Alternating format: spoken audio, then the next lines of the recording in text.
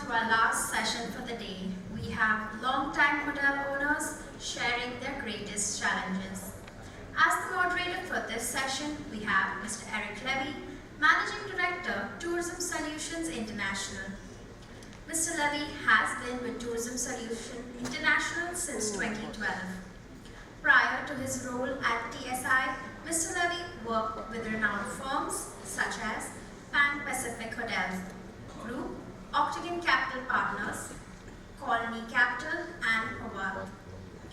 Joining him on stage are Mr. Arifadi Yandra Semester, Director, Menteng Group, Mr. Bobby Hiranandani, Co-Chairman, Royal Group, Singapore, Mr. Erastus Rajaman, Founder and CEO, Art Hotel Group, Mr. Harry Gunawan, President Director, 𝐂𝐫𝐢𝐜 Global, Mr. Ivan Casadevall, Founding Partner, CIHS Consulting, and Mr. Sanjog Modgil, Head of Overseas Hotels, TCC Land International, Thailand.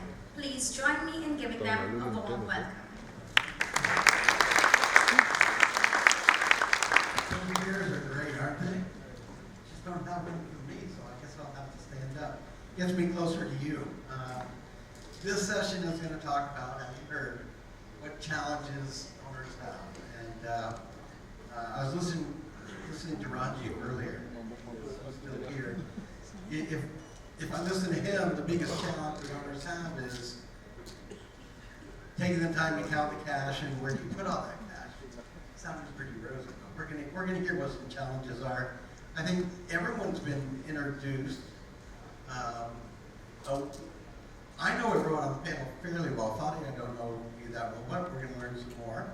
Ivan, you're in a new thing. What are you doing now? Explain what your group is doing today. Thanks, Eric. Good afternoon, everyone.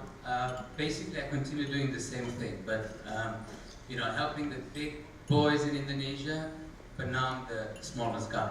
So doing it on my own, trying to help them overcome, I guess, some of the challenges that maybe we'll discuss here this afternoon. All right. Well, let's start with a really easy question.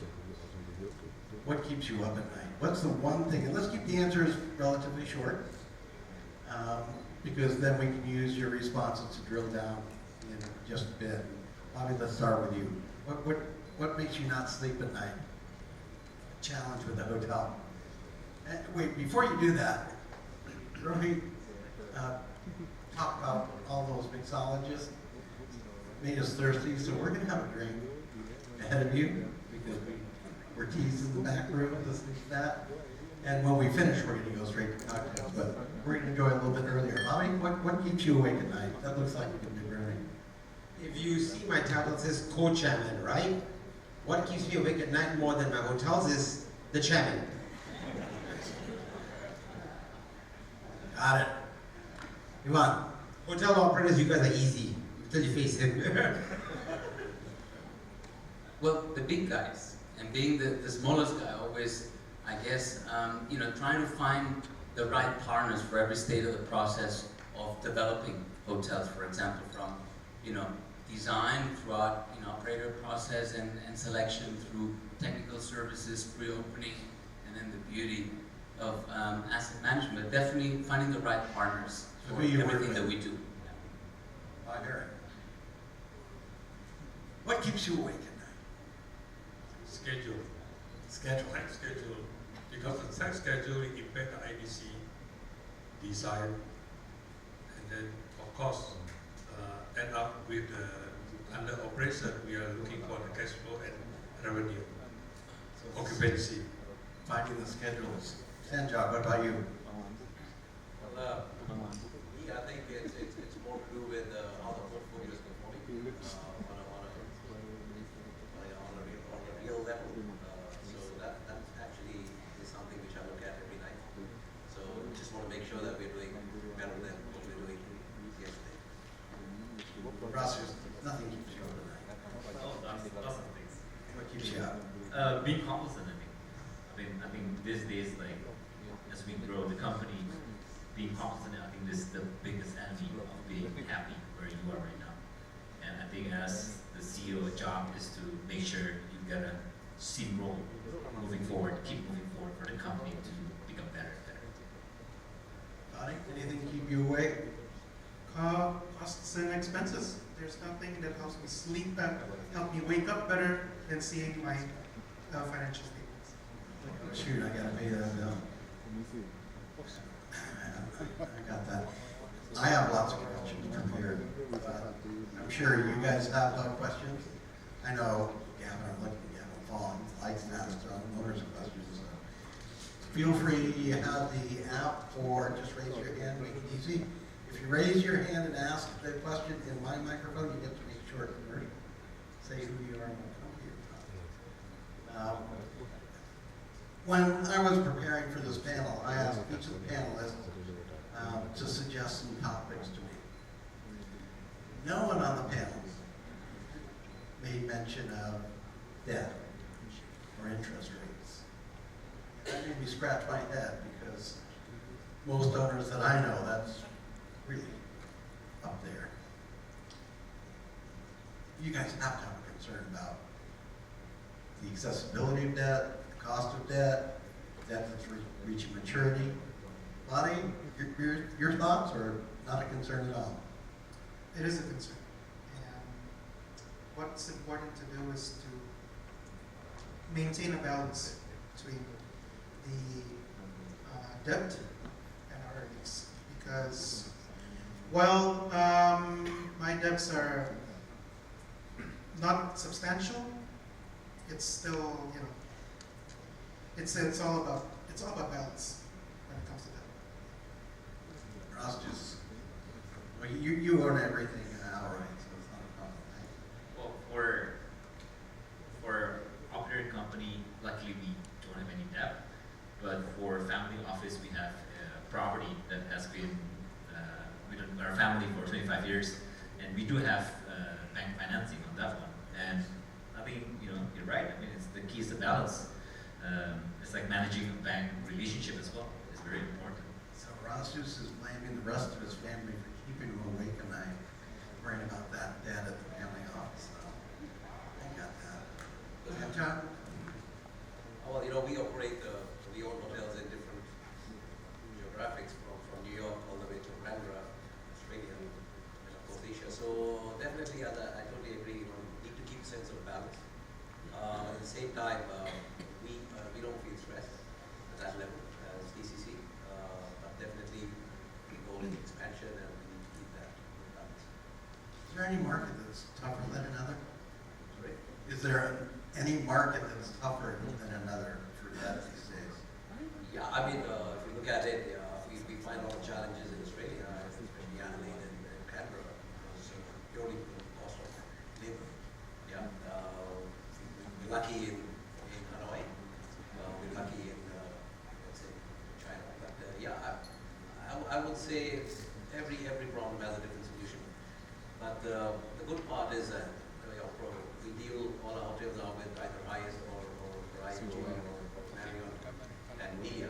So definitely everybody wants a good benchmark to how to mitigate these problems. So learn a lot from them. At the same time, just make sure that we do, keep driving performance. That's my job, to execute the vision of the ownership, and that's what I'm focused on.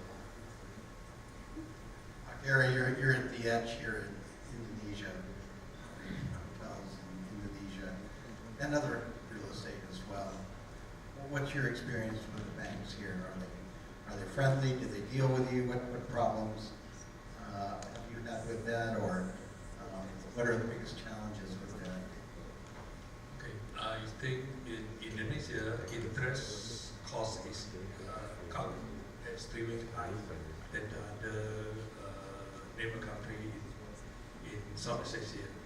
But the first thing what we have to consider is keep the good leverage from the beginning. Do not over borrow. Once you over borrow, it will cause problem in the future. And then in the other side, we have to consider about the expenses, investment value, and then looking at the revenue from the operator sides. So both parties have to work closely. Operator and the owner have to only the owner. So of course, percentage of the leverage is very important. Iván? You know, I was thinking I get a lot of a stick, you know, when it comes to financials and definitely interest rates and debt is one of them. But you know, what really makes me concerned and really drive me is the rest of the process and how we're able to find the right programming for a new property or an existing, you know, hotel, and how we, you know, optimize that renovation plan, how we drive more numbers, how we increase rates. This is one of the biggest issues still across Indonesia, and Bali obviously has a certain advantage, but you know, how we able to, you know, on one side rooms, you know, profitability, and afterwards when we go into square meter leverage for every aspect of the programming. I think that's really what I believe we still need to do a lot better, and COVID has obviously made it really hard. We've learned to keep maybe ratios lower when it comes to talent and payroll and cost controlling, but there's still a revenue component, and to drive that additional income, which I think is my biggest concern. Yep. Bobby? I think if anybody here has to talk about debt and interest rates and a worry, they shouldn't be here. They should be back home worrying and not sleeping at night first. So I think that's probably why you didn't get anything from the panel. Eric? Well, all the banks love you, Bobby. But you see, at the same time, debt, I always say, is like a fire, right? It's good. It gives you heat, it takes care of you, it makes your coffee, but don't let it control you. You gotta be able to manage it well. And you keep it in management, and you keep it whereby they want to chase you.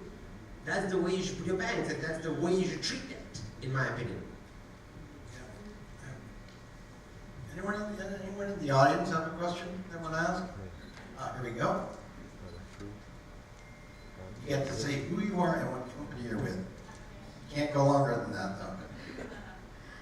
I'm Arsa. I'm from Cross Hotels and Resort. Actually, I have 3 questions, but I will just give 1 question at this moment.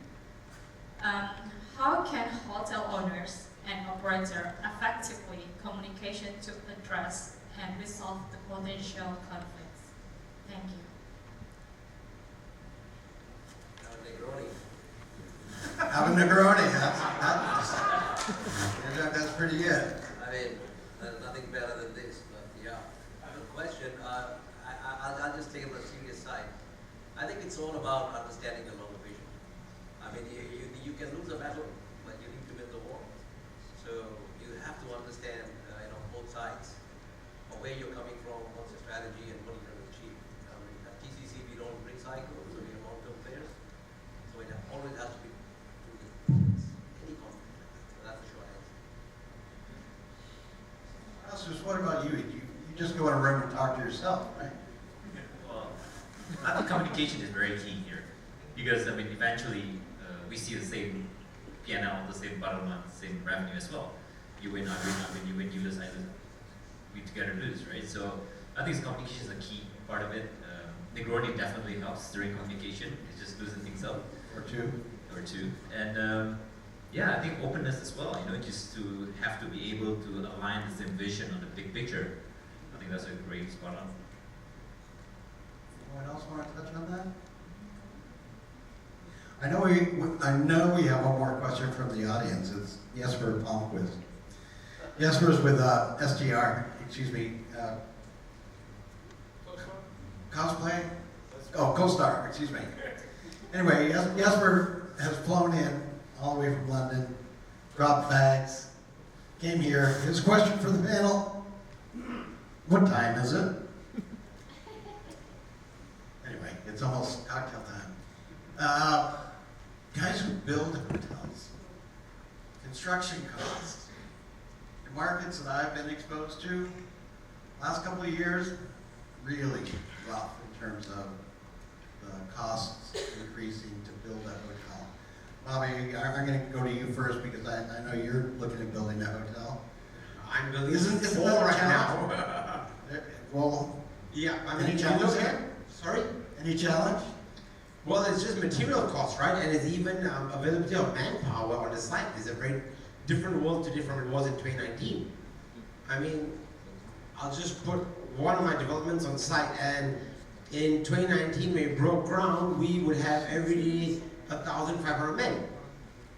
Of course, it got shut down through COVID, and post-COVID, you won't be allowed to put more than 250 men in 2021.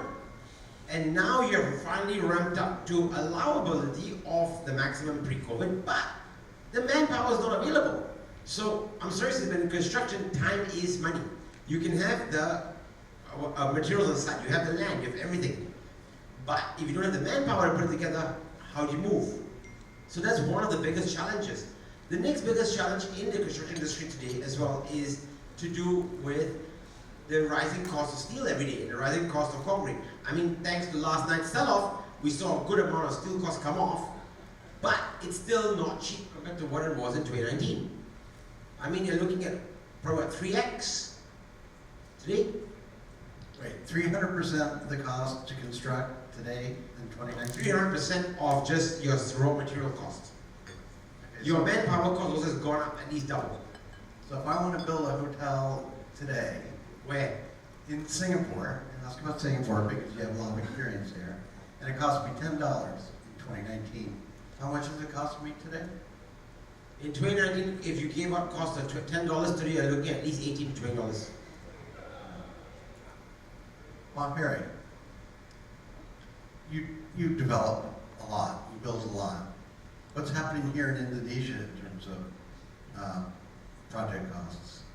I think in Indonesia we have a different story with the labor cost.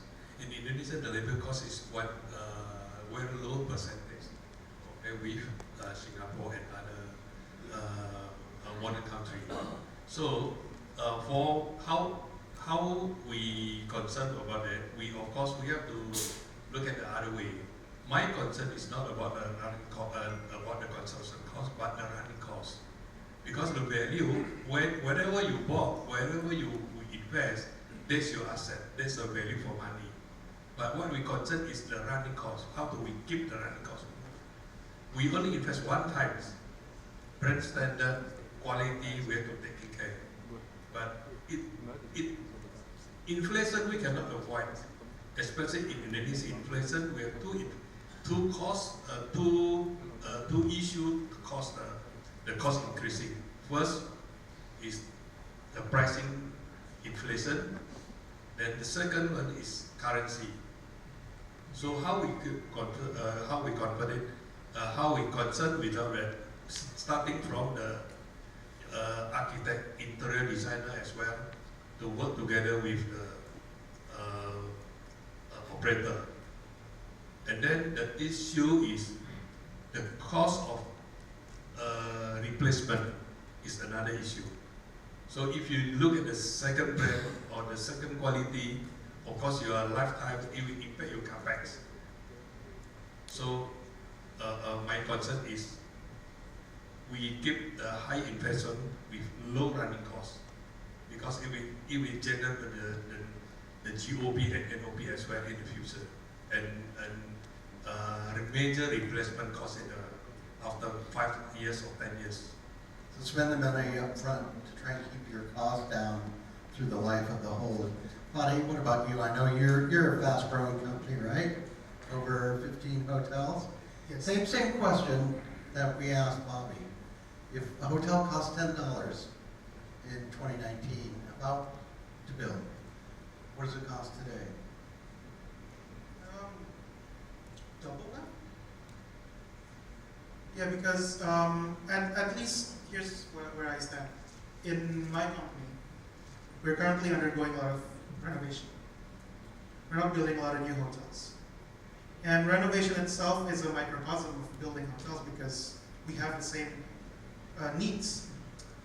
Interior, construction, manpower, everything. And what we're trying to do is we limit the cost because we have existing properties.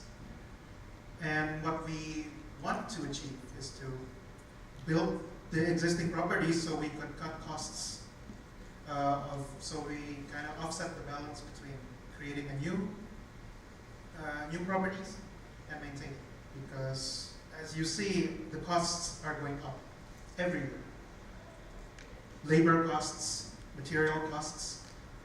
That's where we try to get the balance in our way, and that's where our focus is right now. This- Anyone else want to make a comment on construction costs? Not just construction costs, but it's your hotel labor costs as well today versus 2019, or even 2021 for that matter. Eric, you should know that better than all of us here. Yeah, we're going to talk about that for sure. Eric, actually, I've seen hotels in Indonesia where now the focus into the design work and obviously the deliveries, 𝐿 is actually very different from rooms to public areas. Where, you know, the public area, the lobby, the food and beverage is where it's all about the shining, the look, and then you go into the rooms and then you say, well, this is a complete different designer, isn't it? You know, this is a complete different finishing, because actually the room at some point, that's I guess their understanding, the return, you know, the positioning is something that it's going to go more with the brand, with perhaps independent hotels, right? But I guess the shining part is the rest of the facilities. Now that's a big question. I mean, who would do that, right? Is it something that we're going in because of all these, you know, growing construction costs or renovation costs? Dangerous. Yeah, hotels are working. Let's talk about labor limits, since Bobby touched on it. Raj, you've mentioned it earlier, right? Acquisition of and retention of employees, biggest concern, right? Do you have any magic potion for that? And maybe I'll ask a question to people who use third-party managers, or even if you're running your own hotels. What operators run the hotels? This is one of the biggest problems. What are they doing to address the problem, and what are they not doing, in your experience, that you think they could be doing to make the problem a little bit less of an issue? Ivan, you're nodding your head. You go first. Yeah, that's a big one. Because obviously, you know, on behalf of owners, when we look at succession planning or talent development and growing the future leaders of tomorrow, we want them in our hotels. We're obviously the operators, obviously they want to do the same sort of platform and leverage that, but obviously for, you know, the hotels elsewhere. And that's obviously where there's a clear conflict of interest there. But I think that the purpose of really, you know, driving and growing and cross-exposing, I think we would all agree, especially in a country like Indonesia, where that naturally is very welcome, as opposed to maybe other cultures. That's something that personally we've done really well in the past, but it's about aligning those values. And then, you know, the financial side is obviously that, you know, annual growth, whether it's on merit, whether it's on salary increment, or perhaps bonus, right? Where they could be, again, we talked about, or Lado talked about appreciation and some other, you know, values of assets, but what about people, right? The investment that you put into people. Yeah, you want to send them overseas or going through a training and you put them into a bonding, you know, 2-year agreement. That's hard. That's something that we won't be able to sort of, you know, keep on for much longer. But for me, the talent value, the people value, for me, it's extremely important. Anyone else? What would you like your operator to do to address this issue? Any of your operators that they're not doing? I mean, you must have things that you bring up and it never happens. Honestly, I like to keep it simple. At the end of the day, I make management feel it, right? I don't think for them, right? They need to deliver. The most important person for me is the general manager. That is the person I'm focused on. And that person has to understand the vision. How he goes about it is his management skills, but I have to be very clear that as owners, developers, we keep a very fine line between run the hotel corporate. So I don't think for them. I do understand that they do deliver on certain metrics, and how they go about their whole Tom and Jerry show is up to them. Yeah, but it's very, very clear for me. The general manager is where the buck stops, and I think in my career as asset manager, have understood that if you have that kind of understanding, the results are amazing. Don't think for them. Think for the owner. That's what our job is, and let the hotel do it. Otherwise, why do you have an HMA or what you have in the brand? So let them be flexible enough. And of course, everything doesn't happen in 2 days or 4 days or 2 years. There's a process to it. So you can groom him nicely, and then they can go and transfer him somewhere else. Yeah, I think beyond general manager, also Sanjok is the chief engineer, right? He's the procurement manager, right? Is those guys that hopefully you'll be able to keep longer, that they want perhaps. well, that's interesting because I don't need to be rude, but in today's world, the general manager has become everything but a general manager. He's become an architect, he's become an engineer, he's become an interior designer, he's become everything. And his job is to check out people and look at his team and lead the team and give experiences to guests. I mean, every guy walking into the hotel has a chance to make an experience, right? And if you don't have that capability, you're in the wrong job. I'll tell you what, that's an owner's comment that you don't hear aired often enough. Bobby, you're nodding your head, yes, it was. No, because I completely agree with him, and the buck stops at the general manager because you've got to let anybody in your team as well be a captain of their own ship. The general manager is the captain of the hotel, and he's the captain of that ship. So the buck stops there. So the second you want to drill down into the chief engineer and the waiter in the hotel and the cleaner, your job will never end and you will have sleepless nights anyway. Forget about having anybody else keep giving you sleepless nights. I have a different experience actually. So Okay. we have a 25-year-old running hotel run by a third-party international chain. And then we always have a case when every time we have a strong second layer, which is an ex-com team, whoever the GM is, the hotel is always running well. But on the other way around, if we have a very strong GM and not a so strong second layer team, hotels performs less. So we as an owner, we decided to focus more on the second layer compared to the GM. Because the GM is, the way we see it as a family office, it's just like representation of the brand, right? But then the second layer is the one who's the local team who's grow their career, live in the town, and really put their heart and soul to the hotel itself as a property. If your GM's got a wrong second team, he's the wrong GM. Sorry? If your GM's got a wrong second team, you've got the wrong GM. Right. Sometimes the second layer is always there, and then GM comes and goes. Right? With Marriott, oh sorry, no, sorry. All right, that was the Negroni talk. All right, my bad. Sorry, Marriott. Yeah, that's not making Waitress, sense. waitress, we have another drink, please. No, just in my note, our family office owned the Marriott Survey. So I'm not pinpointing Marriott because of Marriott, but we own one of the properties. And another can of worms is food and beverage, right? Food and beverage leaders, which is traditionally perhaps the least sort of Let's hold food and beverage for a second. Let's hold food and beverage for a second. I want to go back here. You're talking about your second tier, your department heads. Is it an issue with them getting transferred out to other No, just properties? that, yeah. So every time we have we always get a new GM, so called, and then they tend to rotate GM, right? Which is fine with it. But then usually the second layer stays longer than the GM. Usually, not always, but usually. So and then that's when the GM starts rotating the second layer. So there's always a disconnecting period of time, and that's where the hiccups happen. Funny? That's actually very true, because see, we as a company, we would love to keep our GM, we would love to keep our financial controller, but that's not going to happen. They're people, they have aspirations of moving forward, and the operator understands that and facilitates that movement towards greater, bigger things. But at the end of the day, the people on the second layer, they tend to stay longer. Sometimes even way longer than the GM.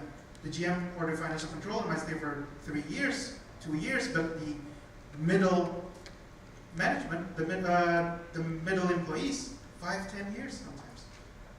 So, and they're the ones that has direct communication, direct interaction with the guests, and that's really important to keep. Your group is almost like a family company, if I'm understanding correctly. You're a local company. You're down in the roots, right? You have roots deep in the communities that you're in. Do you have, as a domestic operator, the same issues with retaining staff, getting staff? Do you think it's a huge problem for you guys? Yeah, definitely. Still is. Yeah, employee retention is one of the hardest things to do. And, even if we're not part of the operator, people will move. People will find greener pastures. People are driven by their needs, and if they need more money, they need more stability, they need to move to other places, they need to support their family, they will move, even without an operator to say, you're moving to this property in 3 years. They will move naturally. And there is no cure-all for a good employee retention, because at the end of the day, people are driven by their current needs. Okay. Let's answer some of the questions that you guys have. Short answers, and not all of you really are situated to answer these. Do you have a preference between local versus international brands? Sandra. Well, I'm the wrong guy to answer that because all my brands are international too. Okay, done. Bobby. I love all my brands. It's just depending on which property I choose them for. Okay, that's pretty much a non-answer. Okay. Ivan. Yeah, one size does not fit all, definitely. Okay. You've worked with groups that have international brands. Would you ever hire a domestic brand? Would I ever hire? A domestic brand? Yes, potentially, yes. I mean, obviously at the earlier stage of a product and depending on the positioning and whether it's a mixed use, value driven on that, definitely you may want to go towards more international for that sort of value proposition. But I think when it comes to performance, potentially a local group would actually do also a very good job at it. You look at 𝐼𝐴, right? Absolutely. Biggest operator number of hotels in the country. Am I right? Pretty well represented. If you're all domestic market, makes sense. It's about solutions sometimes. Yeah. It's about solutions, and the local group, they usually got those solutions better figured out.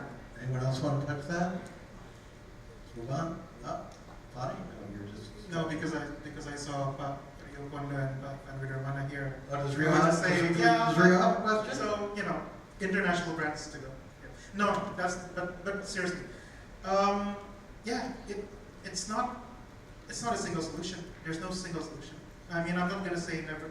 I would never say never to employing local chains. Rio, where are you? I saw you in the back somewhere.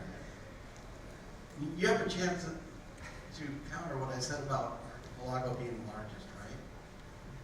What would your answer to that be? Didn't you say I have more rooms? I'm sorry for putting you on the spot, Mario. It was not my intention. You gotta ask someone a question.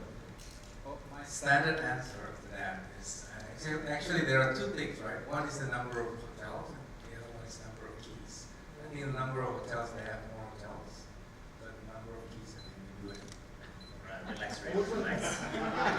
Actually, it's up to anybody who's listening. He's gonna run for office one day. Good question. Come on, Eric, why don't you answer the question, local and international operators, and tell us your answer. I hire both. It depends on, what the property serves. Let's right? let the moderator panel this three. Absolutely. You're allowed to ask me a question. You really don't have to answer, but no, I definitely hire a domestic company in the right circumstance. Especially if it's, our hotels. Because he's on the panel. Great product. Would any of you be willing to take on the risk to introduce a new brand? Did you ask that question? Okay. This answer is Norman from QT. very simple because for any of these big brands, launch a new brand is much easier than to fix an old brand. So if you ask any of these guys, they launch 20 brands for a moment. Because if you ask an old brand to be fixed to a particular market or particular demographic, it takes years because it's so rigid. So yeah, I mean, I think the new brands are very, very exciting to look at. So you would take a risk on a new brand? Yeah, sure. Wow. Rastus, I see you nodding your head. It depends on which perspective you're asking. I Because think Rastus is starting a new brand soon. No. well, if you're the owner, sometimes when we launch a new brand and we try to pitch it, it's quite difficult because the owner becomes a guinea pig in a way. But then for an operator, it's exciting because when you create the brand, you're unlocking a new perspective of a market segment or a new experience. For example, we just launched our cabin concept, which we're gonna launch it more actually. And we learned that cabin is actually quite an interesting business model in Indonesia. The fact that we have so much fast land, and the cost of construction of cabin with the pre-model business concept is actually not too expensive and quite fast. Break-even point can be 6 to 8 months. I don't know the concept. Is it the single unit like? No, it's like multi-cabins. Multi-cabin? Let's say call it 20, 30 cabins per site. Okay. So it's our newest brainchild. And do you have any open? Yeah, in Surabaya, Bromo, top of the mountain. And if anyone wants to go to Bromo and stay in one, they get a 50% discount? Done. Okay, great. Hotel rate. I'll be ready to go. Let's go. I think you are offered that. All right. There we go, sounds Trade good. when we hotel. Anyway, I guess, sorry, Eric, it's a dual sort of game, right? If it's a new brand, the operator should also put in some skin in the game, you know, form incentives or, you know, marketing positioning or, you know, but by all means, it could definitely be done. okay, so you're saying, yeah, you try one, but if you're trying a new brand, there should be some investment by the hotel operator as well. Yeah? Well, not necessarily, but obviously, you know, it has to be an operator. Is there, again, is there obviously, you know, interest? What is the owner's interest other than just taking, not perhaps a guinea pig approach, but definitely what would be the incentives to try to help us drive that together?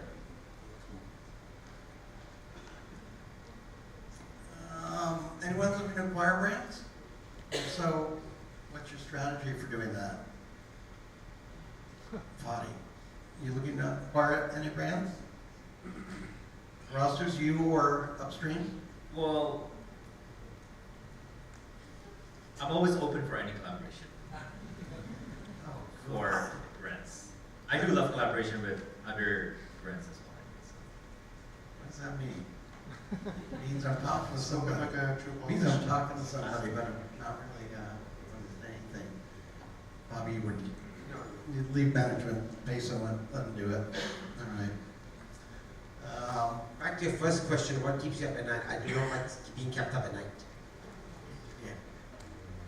Yeah, I know, I've heard of some of your tricks on how to do that. Yeah, Bobby will buy a hotel and sell it before he puts a shovel in the ground and make a ton of money. Make a ton of money. I'm wondering if Singapore is going to sell before it opens, but we'll see.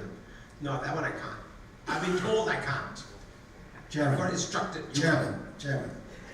Yeah, you bring a good number. Man, it keeps me up at night. Remember the first question? There you go. You know, okay, you guys are all in hotels, so I guess, well, you invest in other things. But what are some of the key considerations that you keep in mind when you're thinking about diversifying your portfolio? Buddy, you got a lot of money in your pocket, so I'll ask you. I hope.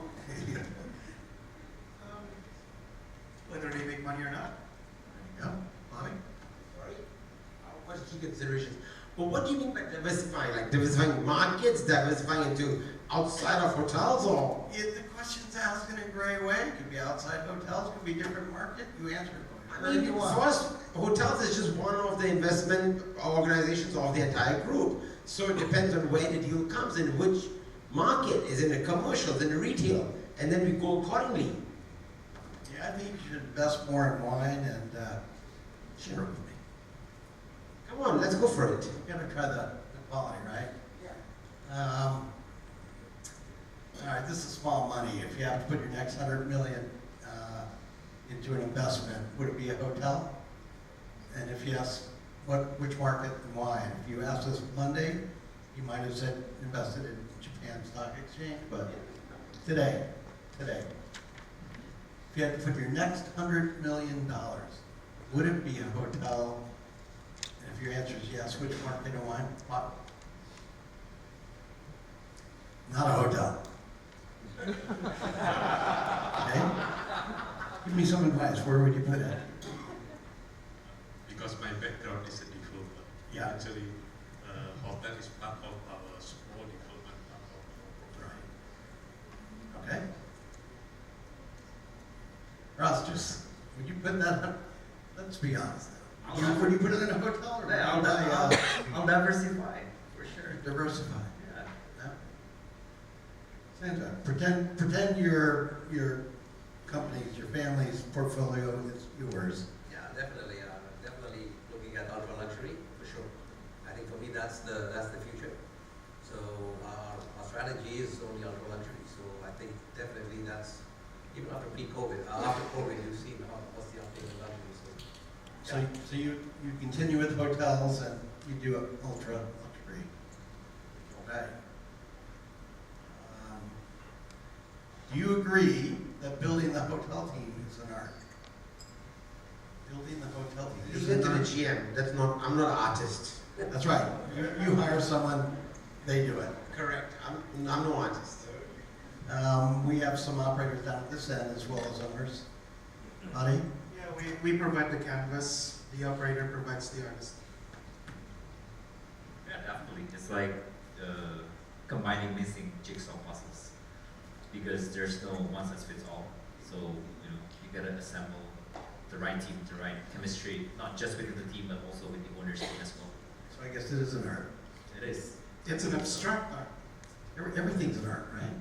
Well, there you Even go. an art hotel. Easy art. Everything.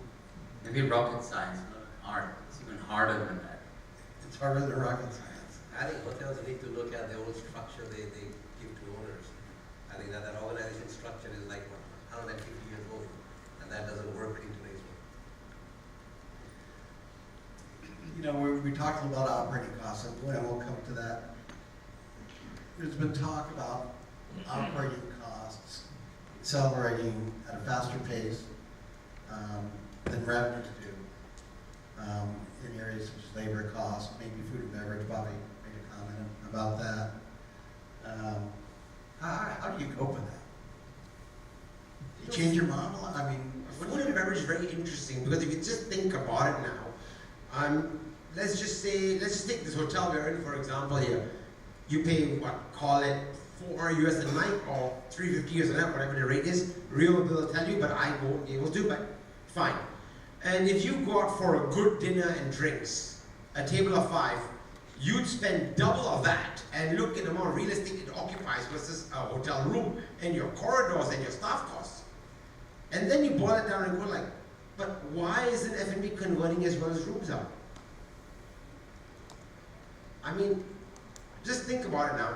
One table will drive you the same revenue as a room, and you could sell a table twice a night. You can't sell a hotel room twice a night. We're not in that kind of hotel business. You know?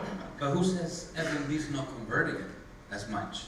It is. The problem is to catch that as hoteliers. We traditionally have not known or had the power to basically drive business as destination restaurant. That's the challenge for operators, right? To come up. So does your restaurant convert at 80%? No, of course. Oh, in terms of conversion, then profitability. Of course, because It's you've not got a conversion. Oh, I mean, because you've got a raw cost, right? That's obviously that's the harder part, and the profitability would be half of what rooms is. But I think F&B is extremely exciting to be able to, not perhaps going back to the days where every hotel had 5, 6, restaurants, but specializing and finding obviously good ways of returning that, breakfast venue, and there's definitely great opportunities. But you still have to do it. Bobby says, I can't take exciting in the bank. I can't take exciting and buy a new car, right? And that square meter restaurant space costs the same as a square meter guest room space, or you know what, even more. So it's going to take that to the future now. All these rising costs, all these issues with labor, accessibility, cost of. Is that saying something to you about where you're going to invest in hotels in the future, or what the new model is for you, or what the new model is for the industry? I think it will eventually become the new model for industry. I mean, but a lot of times you realize in hotels, they do not like doing what they did yesterday. They just continue doing it. And the answer to that is, why reinvent the wheel? Which is a fair answer. But at the end of the day, where is that future going to go? What, are you just going to have room boxes everywhere with a small breakfast cafe? That's not an experience. That's not a hotel.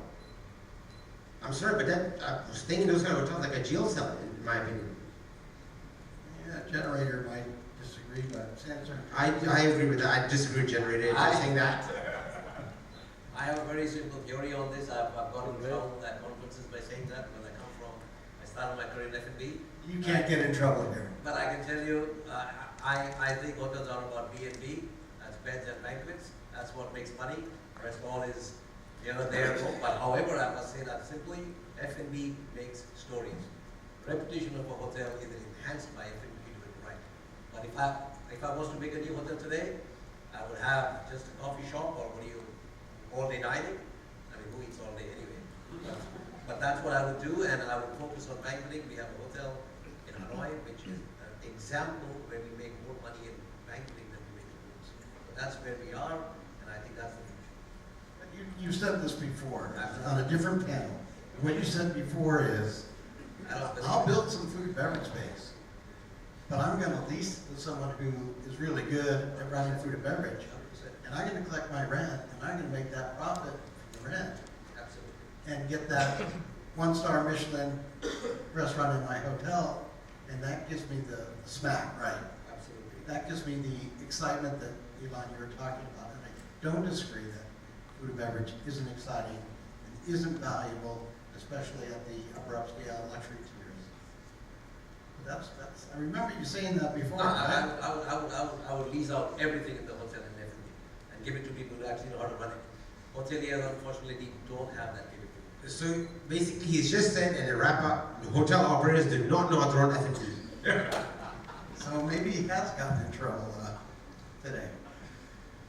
No, they do, but I mean, if you look at how much effort is made in F&B, and what's the profitability of the department? I mean, you're looking at rooms at 82, 83, 85%. F&B, I mean, especially Australia, you're looking at 6%, 7% look at the labor cost. So where's the effort, and what do you get out of it? You've got to be very realistic about it, very realistic. How do you keep a restaurant open on the weekend in Australia, right? Just imagine. Rastus, what do you think about food and beverage? I said we're going to talk about food and beverage, Bobby, right? Oh, she wants to cut us off. Okay. Go on to that, Rastus. I'm a big believer. You finished your drink, so we're going to move on to cocktails soon. We have to. Looks like everyone's done, but Rastus. I'm a big believer in F&B, but like he said, not many hoteliers know how to run good F&B compared to an F&B player, a specific F&B player. And apparently eating in a hotel is taboo because it's known to be expensive, not authentic, not good and whatnot, but actually drinking in a hotel is fine. Drinking at a hotel bar is fine. So in our experience, it's a lot easier to run a rooftop bar, or like a bar in a hotel compared to restaurants in a hotel. So when I convert it to my business, it just makes more sense. And that should be Easy money, guys. What's the art of rooms in a hotel or the art of banquet in a hotel?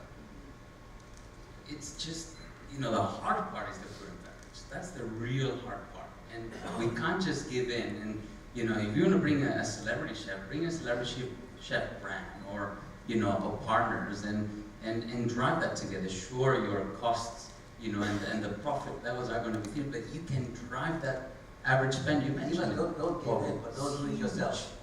but it's a lot of work. You know how to do it. Four Seasons Hong Kong, Michelin starred restaurants, leased. Singapore Marriott Hotel, Japanese restaurant, one-star Michelin, leased. Yeah. This goes on and on. What's the rent? The rent is really good. It's on Orchard Road, right? In your opinion, it's really good. In my opinion, I can score 5 times that rent if I release that space. You can do what with the space? If I leased it out to other kind of people who are not one-star restaurants, I get 5 times that rent. There you go. So Yes.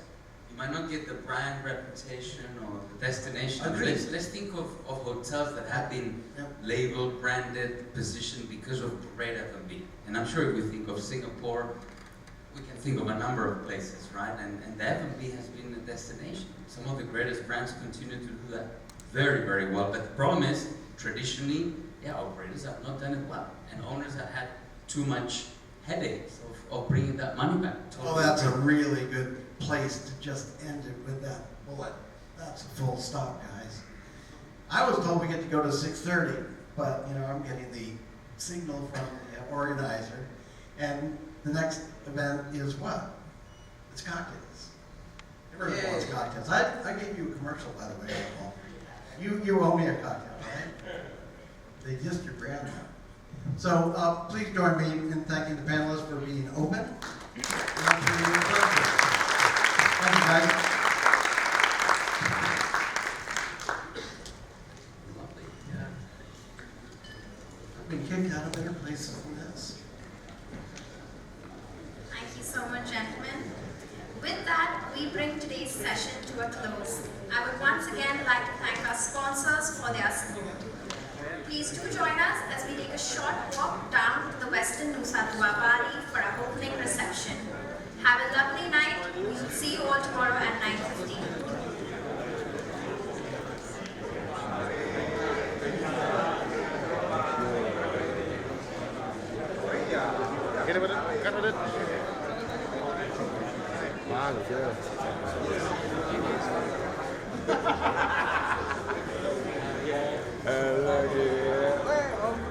Baru kita ke sana. Ya, Indonesia.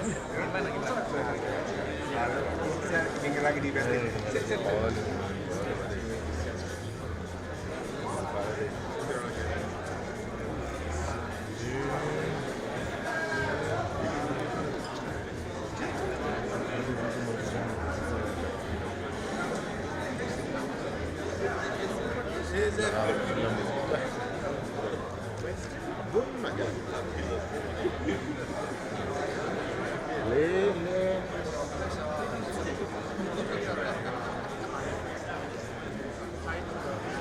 So you got here yesterday?